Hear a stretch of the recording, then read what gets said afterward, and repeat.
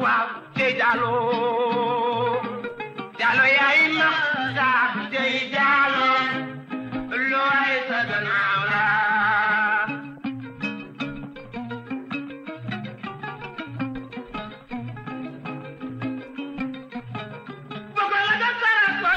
mbokk yeeg xaritu téléspectateurs yi salaamaaleykum ñoo ngi leen di nuyu kenn ku nekk ci sa tur ak sa sant boole ci di leen ziar di am mbégte di ànd ak yéen ci iRadio 90.3 kaddu gi di bàyyeekoo Ndakaaru di gërëm suñuy partenaire di gërëm bu baax a baax yi nga xam ne moom moo di Crédifone am de spécialiste bi nga xam ne moom moo fexe ba kenn ku nekk ci yéen mën a am téléphone à partir de 15 000 francs téléphone portable Samsung yaa xam téléphone portable Samsung bi nga xam ne moom nga bëgg mën nga ko am à partir de 15 000 francs nga xam ni nag da ngay fay par weer di remercier tey gërëm bu baax a baax taximan yi li nga xam ni noonu la ñu songee Crédifone ne ma bubs damay wutal soxna si daal di koy jox bu bees bi daal di téye bu màgget bi kon ñoom kenn gënu leen a jonge macha allah taximan yi dem Crédifone ñoom ñëpp di wuti li nga xam ni moom moo di téléphone portable te di ko fay ndànk-ndànk et puis ñoom xaaruñu sax presque chaque semaine ñu dugal seen 15 000 francs bu ko defee ñu daal di jëlaat beneen kon macha allah di gërëm bu baax a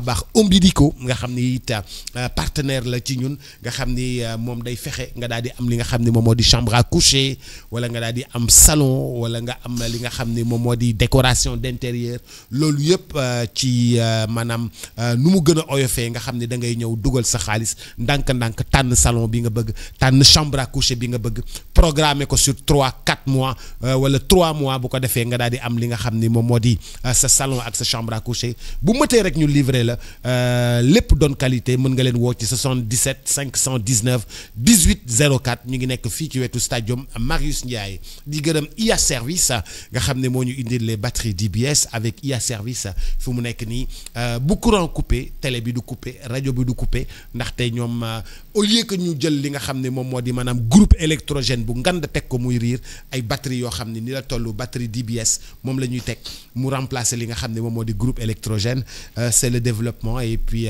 tout a changé dans le monde et bu fekkee ni da ngay tabax sa kër mën nañu ñëw defal le dimensionnement bu la neexee ñu defal la ko solaire bu la neexee ñu installer la batterie DBS yi garantie ko 5 ans nga xam ni saa yu courant coupé sa kër dafay am électricité monsieur Ndiaye di journaliste di bind ci économie di liggéey ci économie depuis ay at des années d'expérience monsieur Mamadou Ndiaye maa ngi lay nuyu di la siyaare.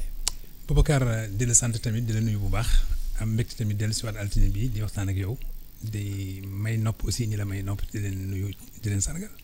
maa ngi lay gërëm bu baax di la sant tey dama bëggoon ñu waxtaanee un boom immobilier qui existe dans Dakar et le Sénégal un boom immobilier boo xam ni da ngay gis waxuma li nga xam ni moom la ñu arrêté ci BTP yi ak ci kii mais da nga gis foo romb rek immeuble yi dafa doon sax wala dafay continuer di sax boo xoolee fi nga xam ni moom moo di fi ñu jógee du point E dañ ko defaroon pour ay kër yoo xam ni këru suuf la R+1 au maximum tey da nga fay def R+12 R+15 R+10 ba pare ñu def ko vente nga xam ne appartement yi dañu koy jaay nga xam ne nag kër la woon boo xam ne dañ ko defoon pour benn famille léegi au moins une trentaine de familles dëkk ca bu fekkee ni da nga def R+15 à droite nga def 15 appartements à gauche 15 appartements ça fait 30 familles qui habitent dans l'immeuble jaay ko mu nekk yi nga xam ne moom la ñuy jaay ci Sénégal mën nga ma wax un peu yow mi nga xam ne da ngay liggéey ci économie noo jàngate te loolu c'est à l'échelle point E rek laa la jox exemple c'est à l'échelle de Fann Résidence c'est à l'échelle des Almadies c'est à l'échelle de Keur Gorgui c'est à l'échelle de la VDN c'est à l'échelle de partout dans le pays. Tout à fait Boubacar maa ngi lay nuyu bu baax vraiment macha allah te taxaw seetlu bi am na solo mais doo ma may rek ma nuyu benn kilifa. Bismillah. kilifa bu ñu amal solo. ndax ci liñ ma jotali altine bu nekk daf ñuy déglu. ndeysaan amal ko solo loolu moom ci boppam tamit te li ñuy ñaax tamit. maanaam di sëñ Mansour Ibn Abdul Aziz Dabakh. ndeysaan maa ngi koy ne si Malick Dabakh. maa ngi koy ne si Malick ndax ku baax la. dëgg la il est brillant il est scintillant. Boubacar bu loolu weesoo. am na benn ambassadeur bu mag bu dégluwoon suñu benn émission bi ñuy wax ci affaire Iran Israël. mu ne junj nañu benn poñ te xóotaluñ ko wante poñ boobu nee na moom mooy poñ bi parce que dama ci sama kàddu suñu kàddu ñun ñaar. dañ ci jiboon ne Israël ak Iran ndagam ñoom ñaar ñu ngi soxee ko ci ay civilisation yu mag may la civilisation juive et la civilisation perse. kon ñaar ñooñu waroon nañu lëkkaloo feneen lu dul di jàmmarloo ay xeex di xeex. parce que adduna bi mooy jëriñoo seen mbaax ñoom ñaar. am ñu tontu ne way xëy na dañoo ñàkk xam parce que Israël ak kii dañoo musa noonoo mais ñàkk xam ambassadeur bi nee na ñàkk xam moo tax ñuy wax loolu ñoom.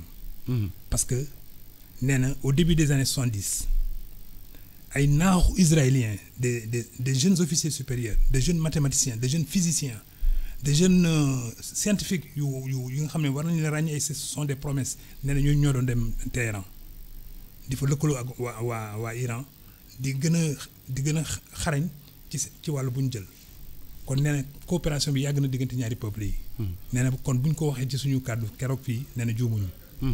maa ngi koy rafetlu bu baax. ci loolu jërëjëf Boubacar bu ñu ñëwaatee ci sujet bi nga wax effectivement c'est un taxaw seetlu bu am solo la ndax ku gëjoon Dakar 10 ans boo ñëwaatee peut-être bon doo xamee sa yoonu kër. immigré yu bëri dañ ma naan bu ñu ñëwee Dakar dañoo réer mënatuma circuler dans Dakar. mais parfaitement parce que ñu bëri sax xëy na peut-être moo xamee duñu mbedd yi te loolu amul dara waralu ko lu dul xëy na Dakar nu mu soppee kanam te soppi kanam gi tamit dafa jël allure bi nga xam ne même les Dakarois pure souche xaw na leen bett ci wàllu ni yëf yi ñëwee wala ni yëf yi ñëwandoo mais li ma ci yokk rek mooy que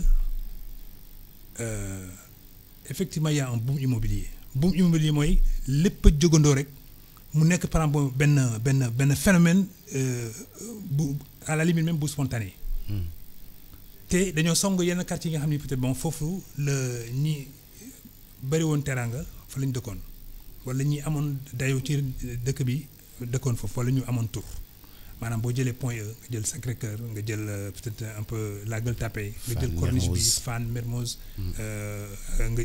nga contourner peut-être bon dem ba ay côté hôpital Fann yooyu yëpp peut-être bon tey c'est la proie de la frénésie immobilière il y a une sorte de révolution de la pierre mais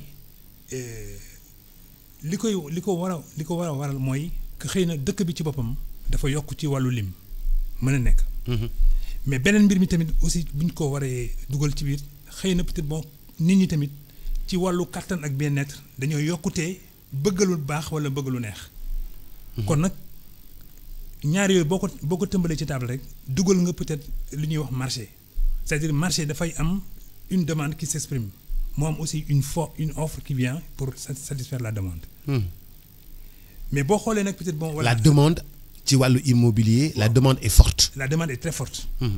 donc aussi l'offre moom tamit en conséquence xam nga ne nga benn immeuble 30 familles di ci dëkk. foofu ñu tabax immeuble bi ba 30 familles di ci dëkk bu njëkk ba benn famille moo fa nekkoon. benn famille moo fa nekkoon kon gis nga ne offre bi dafay correspondre ak demande bi.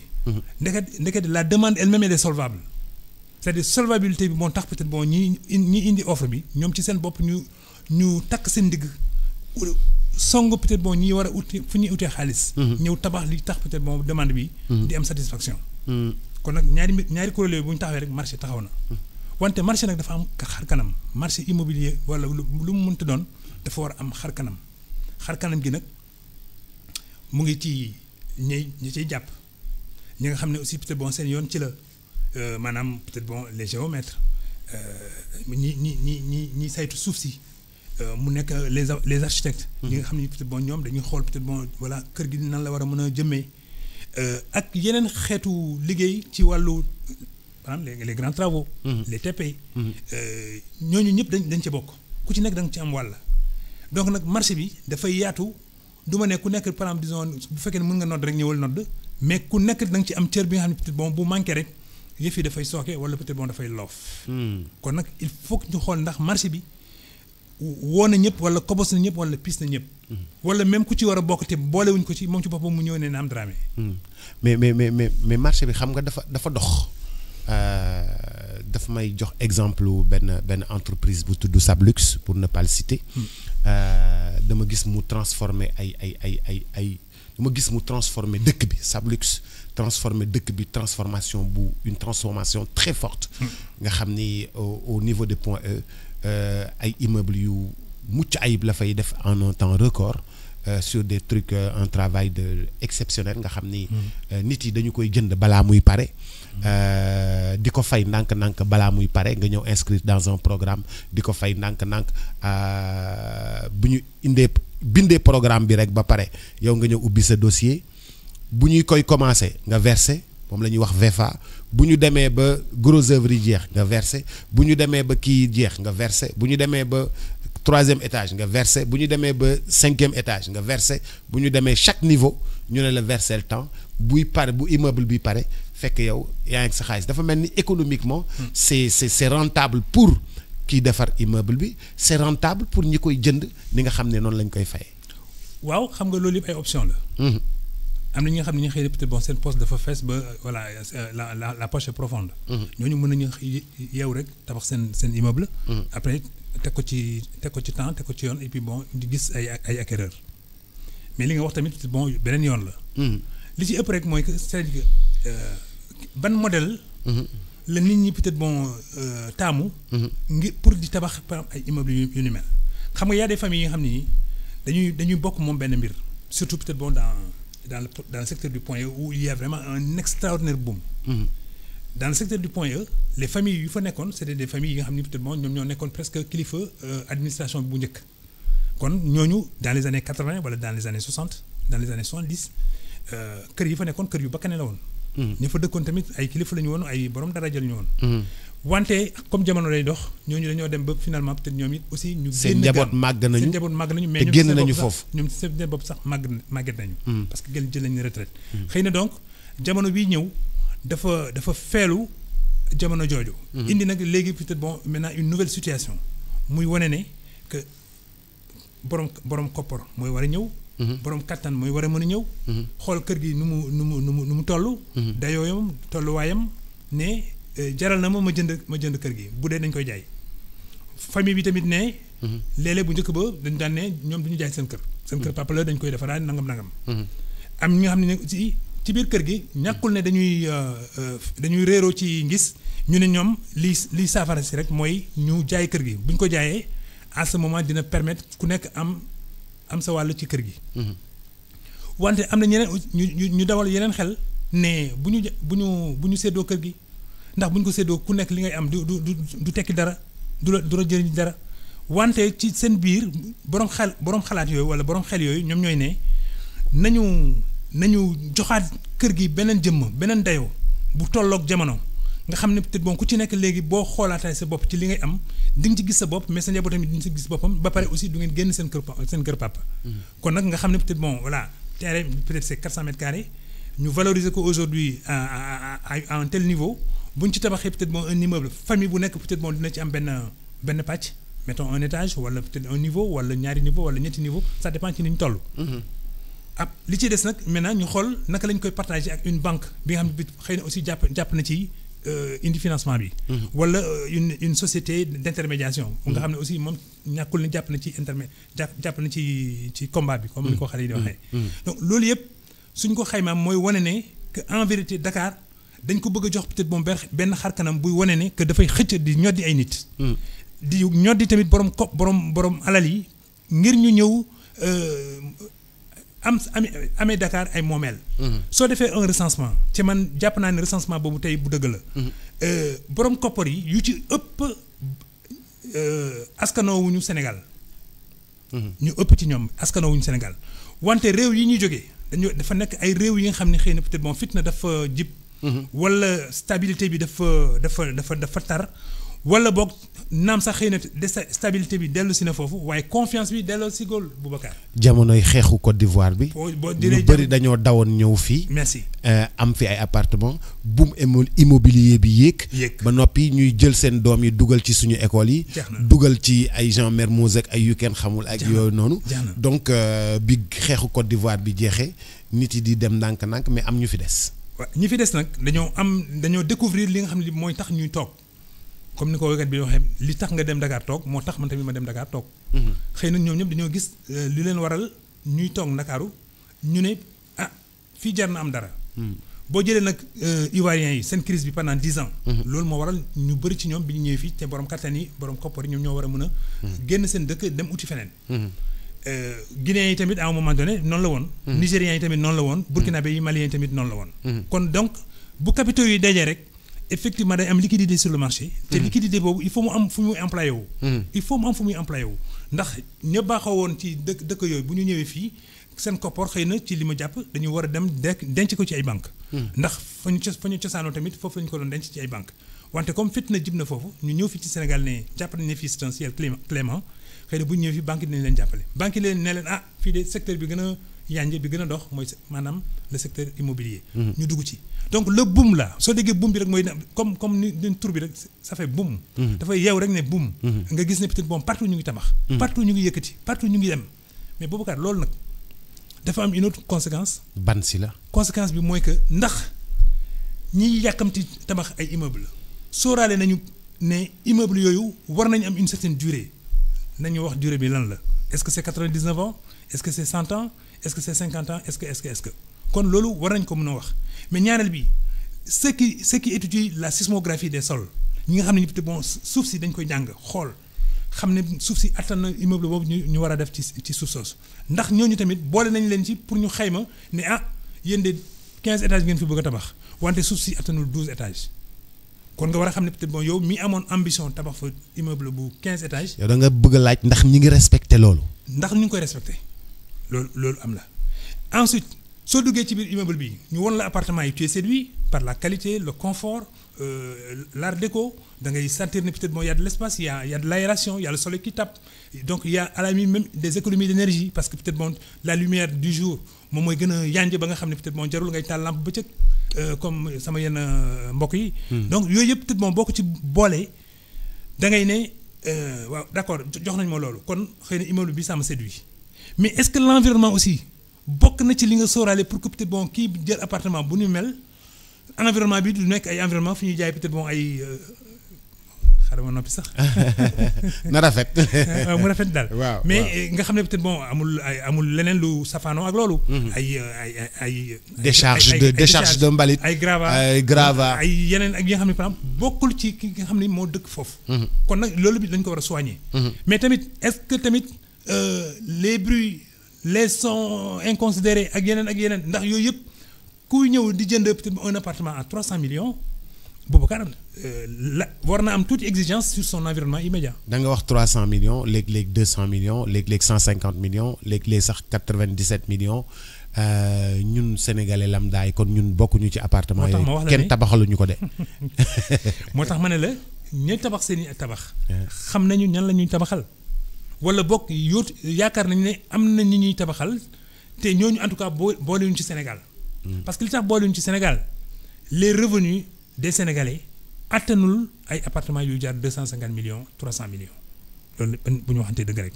xëy na peut-être moo ñaar ñett bu ñu boolee seen i mbir mën nañu jënd benn appartement te am na ay familles yu ko def.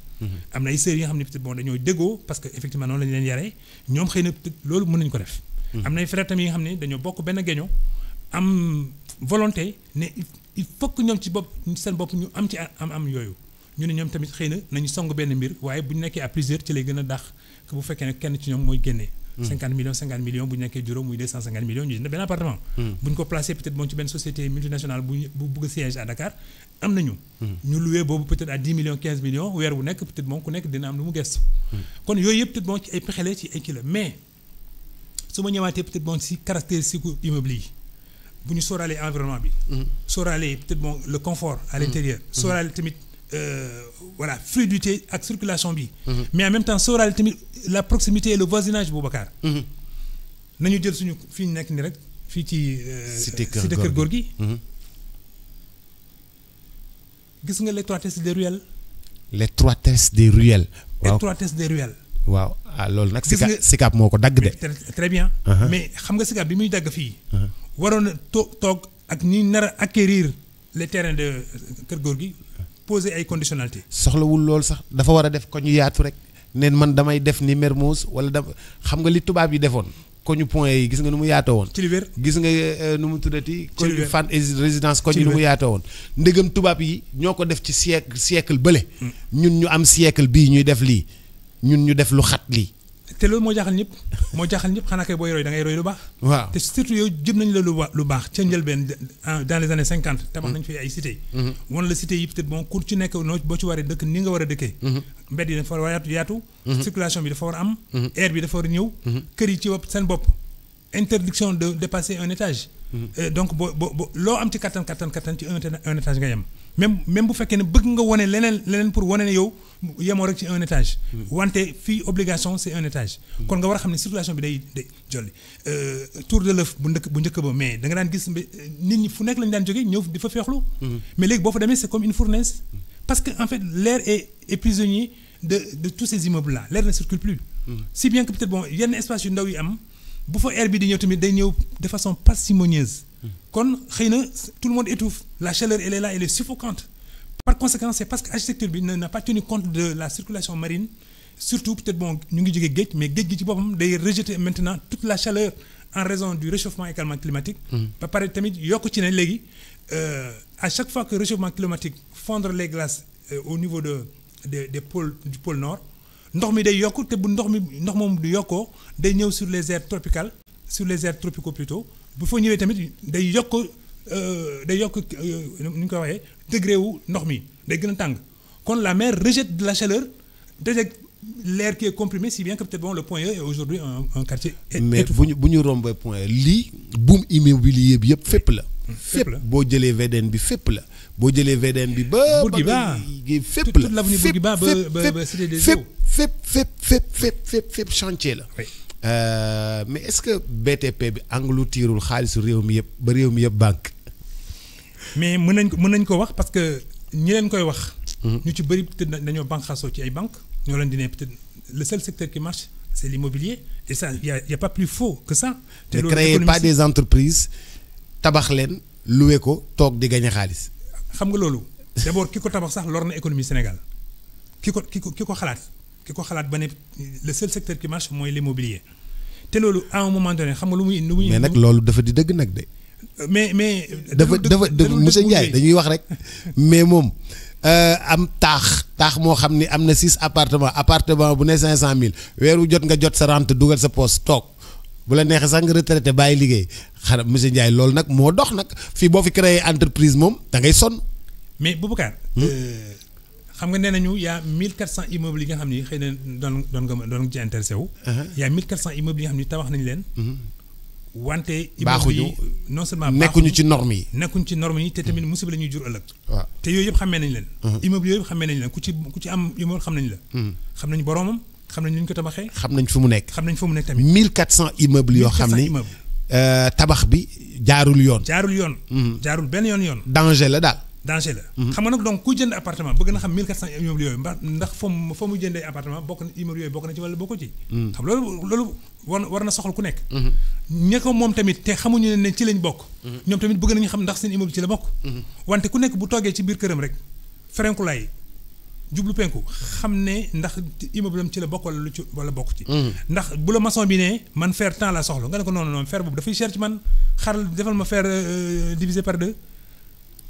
maçon bi mais moom ci ndigal lay wéy borom kër gi ne defaral ma fer 2 yow mii maçon nga ne fer bi moo baax ci immeuble bi kon waru leen di werante ci loolu. ndax yow da ngay liggéey rek ñu fay la. mais yow ci sa bopp ci sa axulay taala ne xam nga ne immeuble bi mënul yenu li mu laaj. kon kay li waroon mooy peut-être que ku nekk respecter les normes exigées. mais à la fois les normes environnementales mais les normes urbanistiques. mais en même temps aussi les normes de cohabitation et de proximité Boubacar loolu nag moo dal cité Kër Gorgui parce que fii y a même plus d'intimité entre les immeubles li ngay def sa kër man mi janoog yow mën naa xam lu fa ne mën naa xam sax ban ceeb ngeen togg à midi. booy russi day dugg si.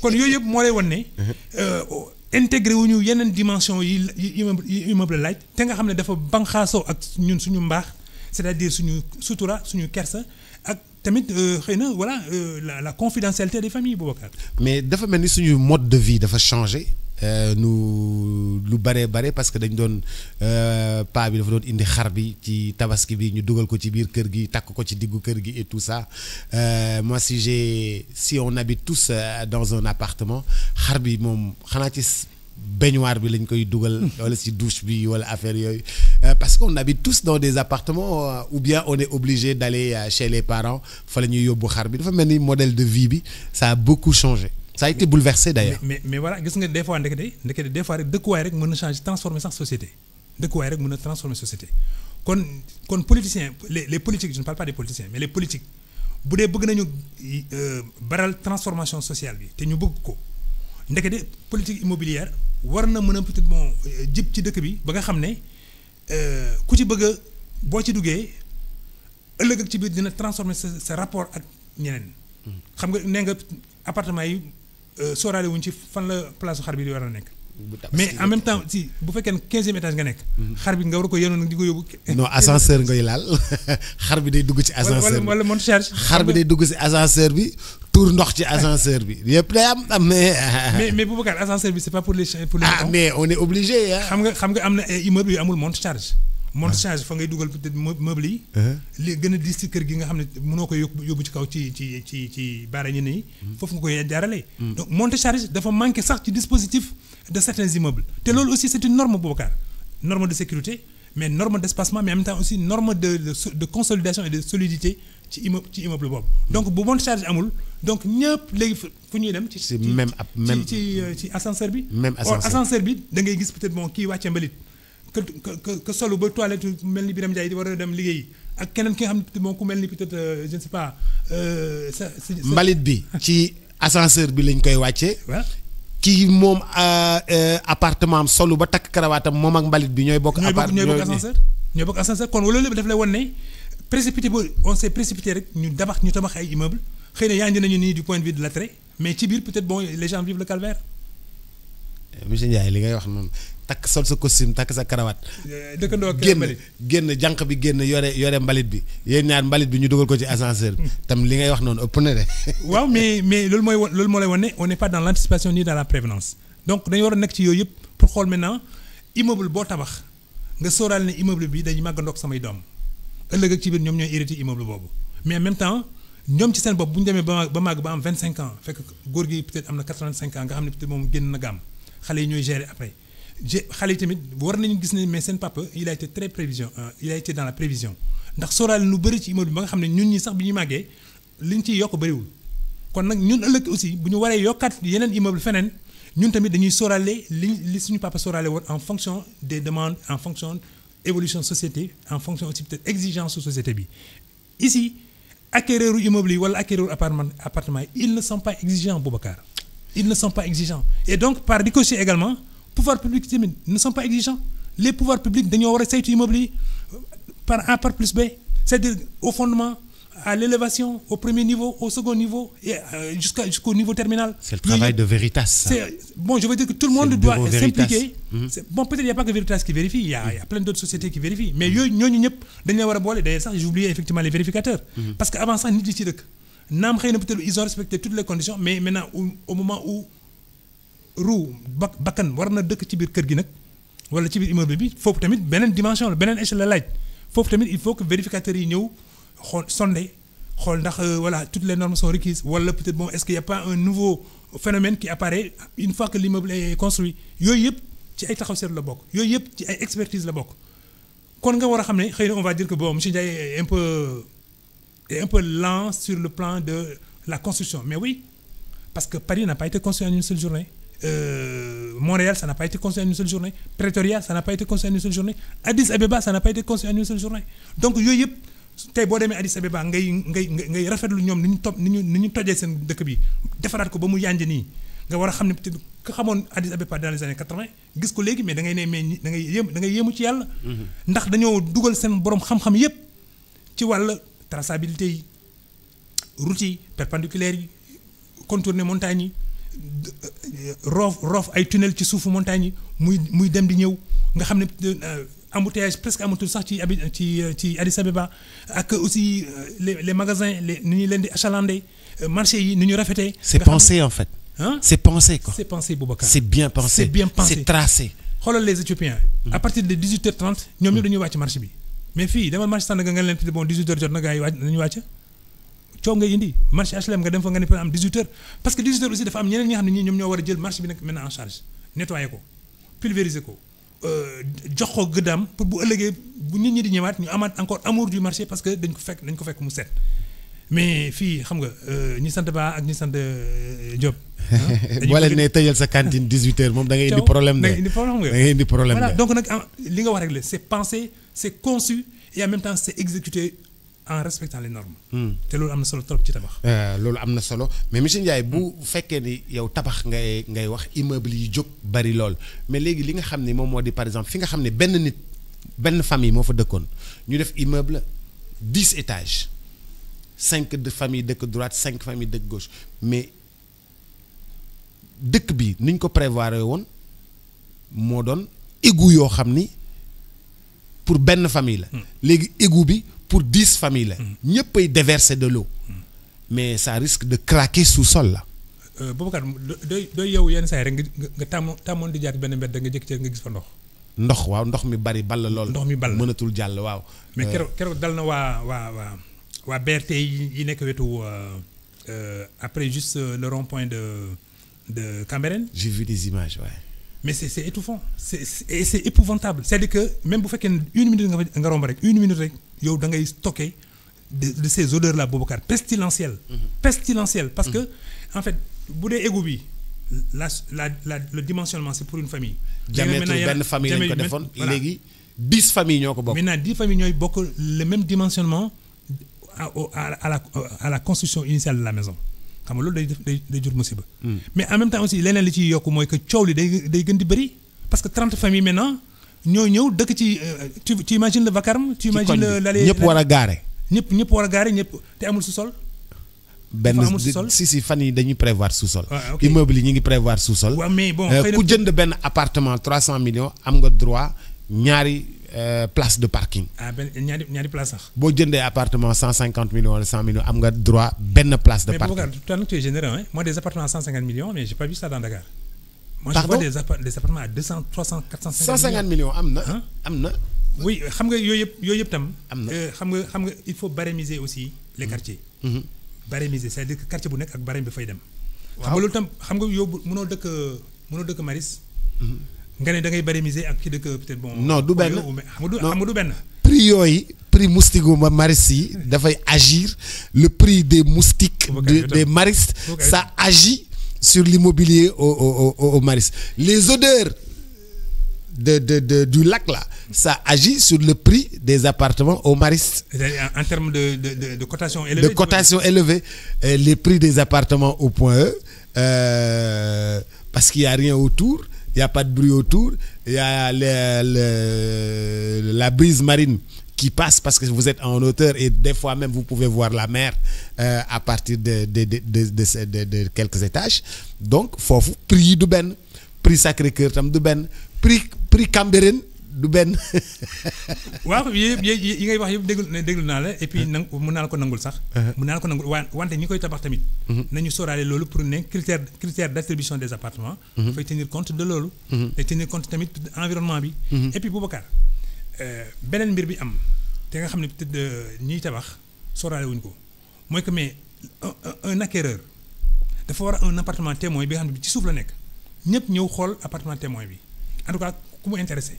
nga ñëw xool l'appartement témoin si bien que yow bu fekkee ne am na ay changements yoo ci war a mën a introduire wala ay laaj yoo ci war a mën a laaj ba nga xam ne peut-être bon borom kër gi dina ne laaj bi de am na solo waaye sóoraale wu ma kon boo delloo sa bureau ak sa bureau d'étude di nga ne peut-être laaj bi amal na ma solo ba nga xam ne il faut que ma intégrer ko. grand nag yow c'est que da nga nekk kii quoi nu mu tuddati da nga yàgg quoi gars yi dañ lay tegal ordinateur bi 3D wan la kër gi nu muy mel yow appartement tema gars yi dañ lay tegal ordinateur. ne la kër gaa yi nii. oui c'est la même chose. léegi yow si ordinateur bi nga koy xoolee. en 3D tu veux dire en 3D. oui je suis d'accord mais dañ ko wan nit ñi. mais aussi dañu tenir compte des avis des gens.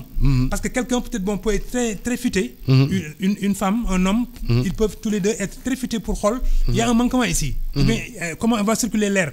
wala peut-être lan moo xew ba nga xam ne xale yi amuñu sax fu ñu mën a dawale seen petit vélo dans l'appartement. Des choses comme ça. mais yooyu yëpp peut-être bon bu fekkee c'est l'appartement témoin wala peut-être bon l'appartement en 3D. moo koy wone. et donc le retour aussi dafay war permettre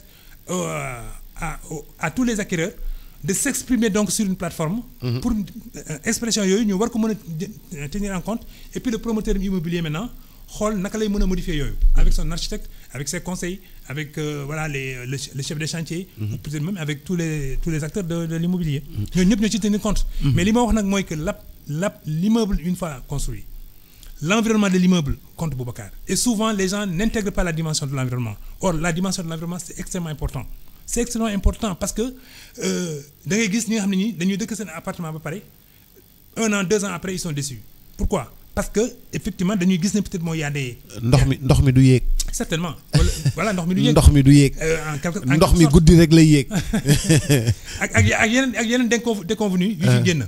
Or li koy saafara nag c'est quand le promoteur anticipe pour peut-être maintenant regarder avec les potentiels acquéreurs parce que ku ci nekk peut-être xëy na am nga une surface financière conséquente bu lay permettre yow nga ciy dugal yooyu si bien que ñooñu bu ñu waxtaan ak yow dans le cadre des forums ou bien dans le cadre des échanges ou bien dans le cadre justement des visites physiques. loolu lépp day am. ba nga xam ne ñooñu ñëpp bu ñu toogee nag bu ñu waxtaanee le promoteur devra tenir compte justement et avoir une écoute positive des retours justement des acquéreurs mais loolu souvent amul. Ndiaye monsieur Ndiaye loolu yëpp bu passé appartement yi selon les standings c'est très cher. dans Dakar pour pouvoir même les louer. Parce que nit ñi dañ koy jënd pour mën ko louer derrière majorité bi dëkkuñu si c'est pour faire de l'argent emprunté et ça permet boo emprunter à la banque boo ko louer après yow nga mën a fay banque bi. Donc ce qui fait que location bi dafa cher dans Dakar des appartements à 1 million 1 million 500 2 millions 2 millions par mois c'est fort 2 millions 500 par mois c'est très fort. xam nga boobu kat newoon naa la. boo gisee configuration boom immobilier bi. tu as comme l'impression wala nous tous nous avons comme l'impression que am na une catégorie de Sénégalais qui sont exclus. Il y a une catégorie qui est carrément exclue. C'est-à-dire les revenus intermédiaires ou les revenus bas ñooñu sóoraale wu ñu leen ci. Or boo xoolaatee yëf yi bu baax à l'origine quand peut-être de l'État. Tu sais Boubacar au début des années 60 nous faisions 3 millions d'habitants. 3 millions d'habitants tu imagines. Si bien donc xëy na Dakar sax ci boppam à l'époque ne faisait pas peut-être le tiers de la population du Sénégal. Ouais. Wante comme jamono day dox àdduna tamit di dox xëy na à un moment donné la capitale a eu d'autres prétentions. Ensuite il y a eu même le transfert de la capitale de Saint-Louis à Dakar. Si bien que peut-être bon yenn activités yu bari yu amoon Ndar dañ leen transférer indi leen Dakar. Maintenant est-ce que Dakar a répondu à l'attente des gens qui devaient venir de Saint-Louis? Pas exclusivement des Saint-Louisiens, peut-être même il y a eu des Dakarois d'origine qui reviennent justement au Bercail ak yeneen mais ce boom là l'arrivée massive justement des gens lorsque le transfert a été effectif ñooñu tamit dañ leen waroon jël en charge mais au moins les premières politiques ont tenté de répondre à ça mooy ñu ne dañu créer peut-être bon une agence immobilière. ñu créer SICAP ñu créer peut-être les HLM. C'était pour au moins ñoom tamit ñu war a mën a jibal une offre. La SICAP c'était pour peut-être les revenus intermédiaires et les HLM c'est pour les loyers modérés. nga xam ne donc toutes les bourses auraient pu être prises en charge par ça. Mais léegi nag tey nii tembe avec ce boom immobilier là avec la cherté des appartements avec la cherté même du mètre carré il y a des Sénégalais qui quel que soit alpha mënuñu acquérir un bien immobilier bu fekkee ne tendance bi. ni lay continuer. moom mooy continuer donc ñooñu il doit y avoir une substitution de politique immobilière pour mën a leen di loger. Xool maintenant dans d'autres aires de ce pays-là notamment dans le triangle Dakar Diamniadio Mbour et Thiès su fekkee ne peut-être bon il y a encore du disponible foncier ou même un peu plus loin. Xinin il y a beaucoup de disponible foncier. Ou même un peu plus loin ñi dem fa. Mais il faut qu'il y ait des aménagements. Xinin. booy bàyyi nga xoox ba ay. ça a été morcelé ay Tentoubab ba feneen. tout a été morcelé. Si bien que à la limite même même les populations rurales aujourd'hui s'éveillent à cela et s'adaptent en anticipant pour peut-être bon ñoom ñu war a mën a préconiser des digues nga xam ne nit ñi du ñu yegg si ci seen patrimoine foncier pour ne lii kenn du ko laal ndax population yi ñoo ko moom te dañoo néew doole. kon nag nga war a xam ne l'extension à l'infini n'est-ce pas des constructions de logements am na beneen njombe bu muy jur Boubacar. Tu sais que l'écologie n'est pas prise en considération parce que na nga tiim avion Dakar ak la région de Dakar rek. di nga gis ne peut-être bon le patrimoine foncier a tellement pris de l'ampleur que le patrimoine forestier mu ngi réduire. Xoolal la forêt de Mbao elle était à quelque chose de 1800 hectares mais aujourd'hui on a que 800 hectares. Or même les 800 sont en train d'être grignotés. Gadaye, les filao. Les filao et tout ça. Filao aussi ñu ngi dem. Kon nag la combinaison habitat social, habitat à loyer modéré et habitat de luxe avec l'environnement pour ñu xool naka la ñu mën a gérer tamit environnement bi ci biir loolu. war na mën a nekk aujourd'hui une exigence pour que peut-être les citoyens soient dans des conditions d'aisance mais en même temps aussi dans des conditions de bien-être. te loolu bu amul à un moment donné nit ñi dañuy gàddaay Dakar sax xool uti feneen parce que l'arbre quand même doit être au centre pour peut-être une bonne circulation de l'air pour une bonne régénération de l'espace voilà. Trump déggu la de yow fépp fu immobilier nekk dañ ko dagg rek te tabax. kan nga ne moo dégg. Trump dagg rek tabax. mais xam nga tu me donnes l'occasion de parler un peu des États-Unis. Le président Clinton. ak son vice-président Al Gore. dañoo signé woon le protocole de Kyoto.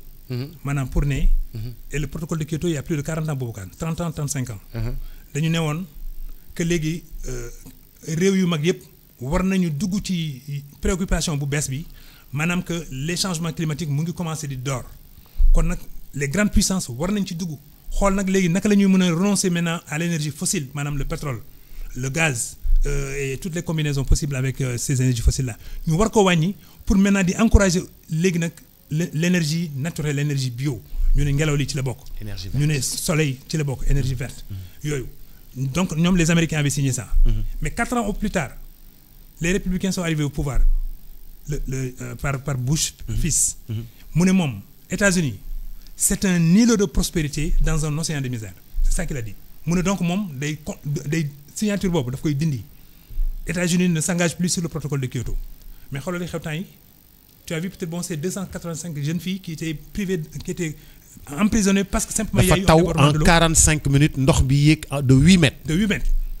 xale yi noyé wu ñi yéeg ci ay garab. xam nga loolu yëpp ñoom américains dañoo ne woon non ça n'arrive qu'aux autres ñun quoi. ça n'arrive que chez nous mais pas ñoom.